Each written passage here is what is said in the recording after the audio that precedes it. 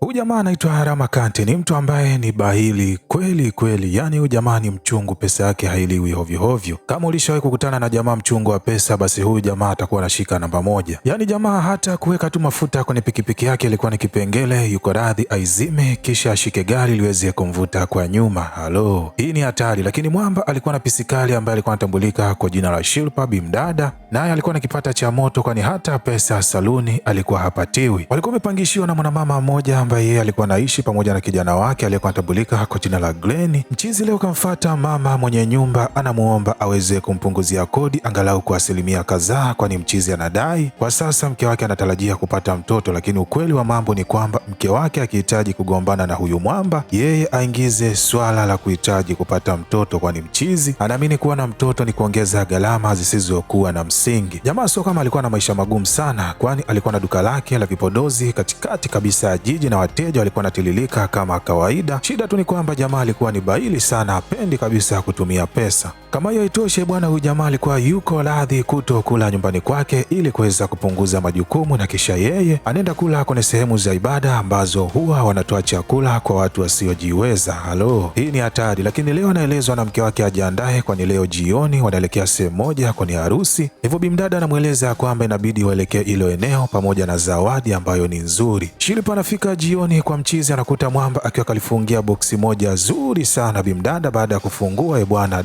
anakutana na kideodorant kimoja kidogo sana, tena kilikuwa kimetumika. Halo, mchizi anasema hawezi akatoa pesa yake ili kwenda kununua zawadi, kwani anadai mzee yule kila mwaka yeye hufanya kazi ya kuozesha mabinti zake na wao huwa anafanya kazi ya kupeleka zawadi. Lakini Shilpa anasema hawezi wakaelekea ndani ya lile eneo pasina kuwa na zawadi ya maana, hivyo anamchukua mume wake mpaka kwenye duka la vyombo. Wanaenda kununua tosta yenye thamani ya rupia 5,000, kitu kama 137 hivi na chenji. Mchizi akamaindi sana na kuwaja ananunua tosta ya bei kama hivi, lakini Bimdada ndio alikuwa tayari ameamua. Wanafika mpaka harusini, wanaitoa ile zawadi, lakini Ramakanti ukimwangalia tu usoni unaona kabisa hajafurahishwa na hili jambo. Wakati wa masotojo, mwamba anakuja na sahani mbili zikiwa zimejaa madiko. Bimdada anamuuliza, je, muungwana, unahitaji urudishe thamani ya tosta kwenye harusi kwa madiko? Muhuni anasema bwana, kesho nayo ni siku. Anatoa mfuko anatia masotojo. Halo, hakika ukiwa na mume kama huyu ni kipengele. Shilpa asubuhi anapigiwa simu, anaelezwa bwana, ile harusi haikuweza kufana kabisa, ilibidi tu iweze kuhairishwa, kwani mwanaume ambaye alihitajika kumwoa mwanadada kumbe alikuwa na mwanamke mwingine, tena alikuwa tayari ameshamtia mimba. Halo, Ramakanti baada ya kusikia hivyo anamweleza Bimdada Shilpa, inabidi waturudishie zawadi zetu, kwani harusi haijafanikiwa kufanyika. Bimdada akamshangaa sana, lakini pia akamkataza mume wake kuongea kauli kama hiyo. Mume hakuweza kabisa kutii kauli ya mke wake, bali akarudi tena mpaka kwa wazazi wa yule binti. Wazazi walikuwa na huzuni sana, lakini muungwana akafika hapa anaanza kudai tosta yake. Halo, wazazi wanamweleza Ramakanti zawadi zote ambazo alipata harusini wamezipeleka kwenye kituo cha watoto yatima. Halo, Ramakanti anawaka sana, anaeleza kwamba yeye anahitaji kuweza kuipata tosta yake. Inakuwaje wanapeleka zawadi yake kwenye kituo cha watoto yatima? Halo, wazazi kabidi wamtimue mchizi, kwani aliona akimtindo huenda akawakapaga, lakini hapa ikabidi aweze kumwelekeza sehemu ambapo kituo hicho kilipo pamoja na jina lake. Ramakanti safari inampeleka mpaka ndani ya kituo cha watoto yatima na kumkuta kiongozi akiwa anaitumia tosta yake. Anamweleza Bimdada kwamba anahitaji hiyo tosta, lakini mwanamama huyu akamwona mwamba kama vile alikuwa kapagawa, akamletea vagi na kumtimua. Ramakanti akuondoka ndani ya hili eneo, bali akajificha mpaka yule mkuu wa kituo alivyoondoka, akavizia kwa kunyata mpaka umo ndani na kuweza kuichukua tosta yake na kuitia ndani ya begi. Lakini mke wake anampigia simu na kumfokea sana mume wake, anamwambia mume, mbona unanidhalilisha kama hivi? Mchizi anamweleza ngoja nikifika nyumbani tutazungumza. Halo, mume kama huyu hakika ni kipengele. Leo tunamwona mchizi anayetambulika kwa jina la Glenn kamvizia kigogo mmoja wa serikali na kumrekodi video kipindi ambacho alipokuwa faraga pamoja na michipuko yake, kisha anamtumia sample ya video pamoja na message inayosema ya kwamba bwana anahitaji maokoto, na asipofanya hivyo basi vipande vyote vya faraga atavipeleka kwenye media. Asubuhi na mapema askari polisi wanafika mpaka nyumbani kwa Ramakanti wakidai ya kwamba alikuwa kaiba tosta kwenye kituo cha watoto yatima, lakini baada ya kupiga msako hawakufanikiwa kabisa kuweza kuiona hii tosta. Halo, ikabidi aondoke ndani ya hili eneo. Glenn leo anaelezwa na mama yake amsaidie kumpelekea tosta yake kwa fundi, lakini mchizi kwa kuwa alikuwa yuko bize sana na kuwasiliana na vijana wa yule kigogo ili aende akachukue maokoto yake. Bwana hapa kwa bahati mbaya akaichukua tosta ambayo mtaalamu wetu Mr. Ramakanti alikuwa akaja kuificha kwa mama mwenye nyumba. Halo, Ramakanti akiwa kitani anamwona Glenn akiwa kaishika tosta yake kimtindo, akavurugwa akaanza kumfuatilia na mchizi. Baada ya kukutana na moja kati ya kachelo ambaye alikuwa anafanya kazi pamoja na yule kigogo, akawa anampiga mikwara, anamweleza kwamba mtu unayecheza naye hakika ni hatari sana. Mimi kwa ushauri wangu tu, mdogo wangu, rudisha ile video ili maisha yako yawe salama. Halo, Glenn baada ya kurudi nyumbani akaona hii mikwara niliyopigwa siku hii ya leo, huenda hawa waungwana wakanifanyia kitu kibaya. Akachukua memory ambayo ilikuwa na video mbaya, kisha akaificha chini ya tosta ya mtaalamu wetu Ramakanti. Halo, leo napata taarifa mama mwenye nyumba amepoteza maisha. Baada ya kufika msibani, mtoto wake alishindwa kuzungumza jambo lolote kutokana na machungu aliyokuwa nayo, lakini upande wa mtaalamu wetu Ramakanti alikuwa anapeleka msosi, utadhani yuko harusini. Halo, huyu jamaa mke anamkataza. Baada ya hapa akaamua kwenda upande wa mbele kwenda kuzungumza yale yaliyokuwepo moyoni mwake. Mchizi anasema kwamba mama huyu kabla ya kupoteza maisha alimpigia simu na kumweleza, kijana wangu, kuanzia siku hii ya leo nitakupunguzia kodi 50%. Halo, Glenn anamweleza mchizi, wewe ni muongo, lakini pia tapeli, mama yangu hawezi akafanya jambo kama hilo. Lakini pia Ramakanti asichokifahamu ni kwamba mama huyu alipoteza maisha kipindi ambapo alikuwepo msalani. Halo, Ramakanti wakati wa jioni akavizia humo ndani akiwa kavalia nguo nyeusi juu mpaka chini kwenda kuchukua ile tosta yake, lakini akiwa humu Glenn akadhani kama vile mzimu wa mama yake umekuja kuzungumza naye kwa mara ya mwisho. Mchizi kwa kuwa alikuwa na huzuni sana, akaanza kumwambia mama yake amsamehe sana, kwani alikuwa ni kijana mbaya, hakuweza kabisa kufanya yale ambayo mama yake alikuwa anamweleza. Na mchizi alikuwa anazungumza haya yote huku akiwa anapiga vitu vyake taratibu kabisa. Halo, lakini baadaye Glenn akaja kugundua kwamba mtu huyu alikuwa sio mzimu wa mama yake, bali alikuwa ni tapeli Ramakanti. Halo, purukushani kaanza baina ya watu hawa wawili, mvutano wa hapa na pale, mchizi akiwa anahitaji kuweza kuondoka na tosta, na kwa bahati mbaya katika mvutano huu Glenn akateleza na kuanguka upande wa chini. Ramakanti baada ya kufika hapa akagundua mchizi tayari alishapoteza maisha, anapita chauani kukwepa msala. Safari inampeleka mpaka sehemu ambapo alikuwa amenunua hii tosta. Muuzaji baada ya kuikagua akagundua tosta hii ilishatumika, akamweleza mchizi hawezi wakamrudishia pesa kwa bidhaa ambayo imeshatumika. Halo, Ramakanti akiwa bado ana huzuni anapigiwa simu na mke wake na kupatiwa hizi taarifa ngumu ya kwamba Glenn amepoteza maisha. Mwamba akajidai kama vile anahuzunika, lakini ghafla meseji ikaingia ndani ya simu yake. Baada ya kufungua anakutana na video ikionyesha tukio zima lililopelekea Glenn kupoteza maisha. Ramakanti akashtuka sana, lakini huyu mtu aliyetuma hii video akamwelekeza sehemu ambapo inahitajika aweze kwenda ili waende wakazungumze. Safari inampeleka mpaka katika eneo ambalo alikuwa anaishi yeye, lakini hapa ilikuwa katika chumba tofauti. Anakutana na Mrs. Falwan ambaye leo alikuwa yupo kitofauti sana. Anamweleza mchizi ya kwamba kuanzia siku hii leo akihitaji mambo yake asijulikane, basi awe anakuja ndani ya hili eneo kuweza kumkuna, lakini pia kumpatia raha zote ambazo yeye alikuwa anazihitaji. Halo, Ramakanti akampatia raha zote, lakini baada ya kurudi nyumbani akawa kachoka kwelikweli. Mwanadada anashangaa leo mume wake ana mchoko usio kuwa wa kawaida. Halo, afisa wa polisi leo anafika kwenye apartment ya kina Glenn kuja kukagua ni kitu gani kilichowakuta hii familia. Afisa huyu kwa kuwa alikuwa ni mmoja kati ya mtu ambaye aliwahi kukutana naye huko mwanzoni ili aweze kumpatia ile flash ambayo ilikuwa na video chafu. Baada ya kutafuta huku na kule akagundua kwamba ile tosta ambayo alimuona nayo mchizi siku ile leo ilikuwa haipo hapa ndani.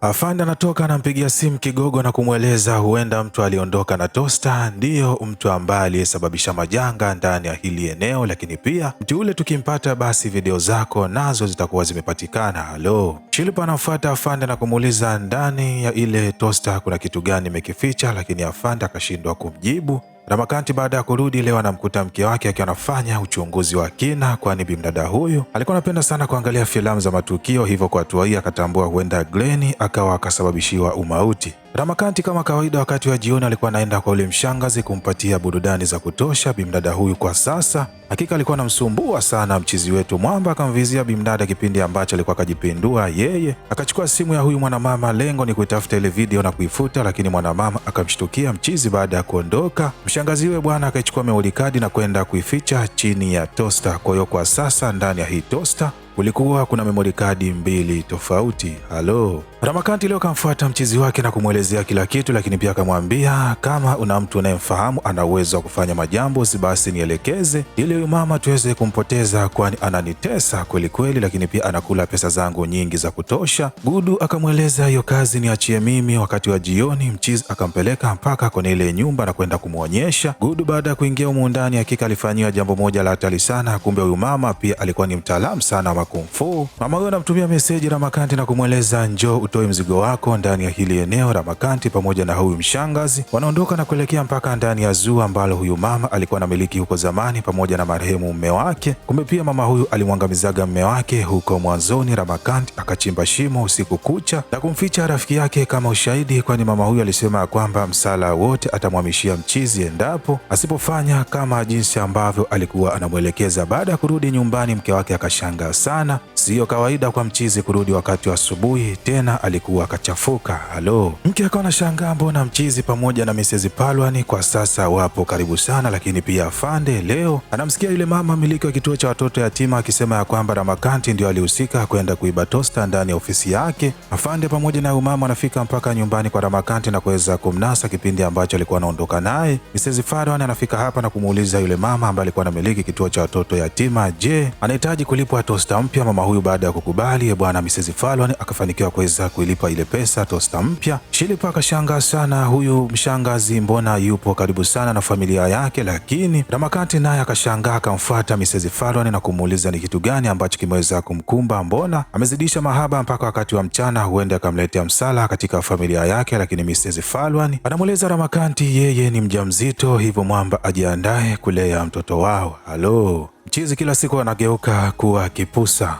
Bwana leo afande akamfuata mchizi kisili na kuweza kumwambia kwamba ninafahamu wewe ndio mwizi wa tosta, hivyo nielekeze tosta hiyo ulioiba iko sehemu gani? Mtaalamu akamwelekeza sehemu ilipo, na kwa kweli kuwepo ndani ya nyumba Mrs. Palwan. Afande huyu baada ya kufika naye akazimishwa. Kipindi ambacho Ramakanti pamoja na Mrs. Palwan alikuwa anaondoka na ule mwili wa afande, bimdada Shilipa akafanikiwa kuwaona na kuanza kuwafuatilia kwa nyuma. Anafanikiwa kufika mpaka ndani ya ile zoo. Halo. Bimdada akashangaa sana, lakini pia akahitaji kufahamu ni mahusiano gani yaliyopo baina ya Palwan pamoja na mume wake Ramakanti. Halo. Mzozo ukiwa unaendelea, afande anaamka, kumbe alikuwa kazimia, anatoa mguu wa kuku na kumweleza Ramakanti ampatie tosta. Mchizi akafanikiwa kwenda kuchukua tosta na kuja kumpatia. Afande anamtumia location yule kigogo wa serikali aje eneo ambapo alipokuwepo, lakini bimdada Shilipa akafanikiwa kuchukua mguu wa kuku kwa afande na kumweka chini ya ulinzi mume wake. Mtaalamu wetu Ramakanti akafanikiwa kumweleza bimdada kila kitu, lakini pia kipindi ambacho alikuwa amezubaa Mrs. Palwan anafanikiwa tena kuchukua ule mguu wa kuku na kuwaweka mtukati watu wote, kisha anaichukua ile memory card ya afande na kuweza kuiweka kwenye simu, kisha anawaeleza kwamba inabidi waangalie zile video zilizokuwepo ndani ya ile memory card. Hakika kila mtu alishangaa sana kitu ambacho yule kiongozi wa serikali alichokuwa nakifanya.